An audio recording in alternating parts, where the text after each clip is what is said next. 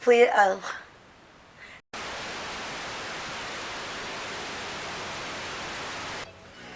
Hi anyone, this is Victoria Harrington and this is Visually Happening. So this week's segment is Visually Victoria.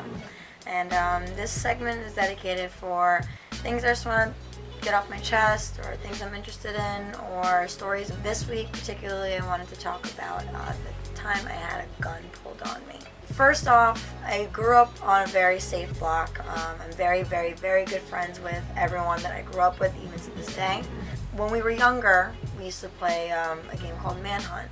And if you don't know what Manhunt is, you hide in people's backyards, you chase each other, there's a base and a jail. But what made this kind of dangerous, I guess, was we would hide in other people's backyards on different blocks, and it'd be at a really late hour, like midnight or 1 in the morning. And oftentimes we got yelled at by other neighbors because there were so many kids on our block itself. Like other friends from other people, like from my friends or from my other neighbors' friends, they would all come and play along. And there were these 3 sisters that lived diagonally behind our block, the Donardo sisters. It was Nina, Marissa, and Nicolette. And they were always together. And Nina was a year older than me, so she was normally in charge of them. But one night, it was just Marissa and Nicolette. And Marissa is like 2 years younger than me, I think. And I don't even know how old Nicolette was at the time. I don't even know how old she is now. So I remember it was just them two. And we played and we had a great time. And then it was time for them to go home. And the long way would have been to walk like 3 blocks around and then take them to their house. But because it was just them two that night and I was the last ones with them, I felt it was my responsibility to make sure they got home okay. But I was 13 and I didn't want to take that walk to them and then walk by myself to go back home. The short way was to hop over someone's fence that lived diagonally, lived directly behind one of my neighbors. But if you hopped over his fence, the next fence you hop over was the Donardo's backyard. So it just felt better to do it that way. So I was like, all right, like I'll watch you guys go over the fence. And so then it'd be like 10 seconds from my house. I walk them to this particular house, and I watch them jump over the fence, the both of them. And I say, good night, guys. I'll see you next time.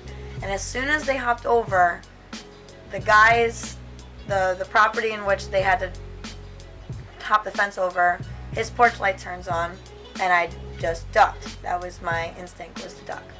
And so I ducked, and I peeped through the fence, and I saw a gun staring at me. And I was terrified beyond belief. This has never happened to me before. It still hasn't happened to this day. And so I was just watching him, and I saw him just like peering over, like guiding along his whole property, waiting for someone to come out. And I just sat, and I just didn't breathe, and I just waited. And I waited for the porch light to turn off. I waited for the door to close, and none of them happened. The light was still on, and the door was still, from what I thought, was open.